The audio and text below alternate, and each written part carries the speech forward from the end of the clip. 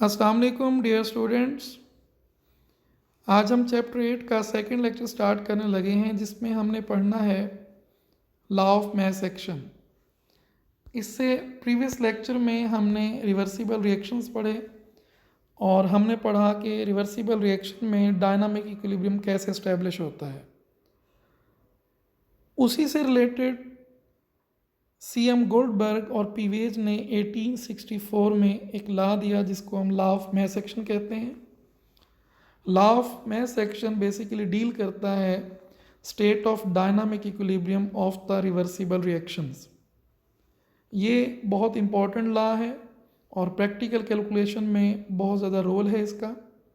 इसीलिए ये आपके मैट्रिक के सिलेबस में भी था और हमारे एफएससी के सिलेबस में भी ये शामिल है और अक्सर ये बोर्ड के पेपर में लॉन्ग क्वेश्चन के तौर पर आता है।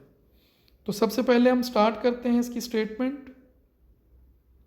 स्टेटमेंट है the rate at which reaction proceed is directly proportional to the product of active masses of the reactants। इस स्टेटमेंट के मुताबिक किसी भी रिएक्शन का रेट यानी स्पीड डायरेक्टली प्रोपोर्शनल होती है product of active message of the reactants. यहाँ पर जो वर्ड प्रोडक्ट है, इस प्रोडक्ट का मतलब है multiply, means multiplication of the active message of the reactants. यानी किसी भी रिएक्शन का जो रेट होता है, जो स्पीड होती है, वो उसके रिएक्टेंट के एक्टिव मैस के हासिल ज़रब के डायरेक्टली प्रोपोर्शनल होता है। अब एक्टिव मैस क्या है? Term active mass represent the concentration in mole per decimetre cube of the reactants and products for a dilute solution.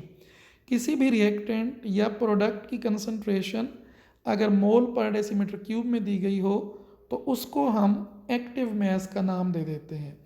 तो लॉ ऑफ मास एक्शन के मुताबिक किसी भी रिएक्शन की स्पीड उस रिएक्शन के रिएक्टेंट की एक्टिव मैस के हासिल ज़रब के डायरेक्टली प्रोपोर्शनल होती है। जितने एक्टिव मैस ज़्यादा होंगे उतना रेट ज़्यादा होगा, जितने एक्टिव मैस कम होंगे उतना रेट कम होगा। अब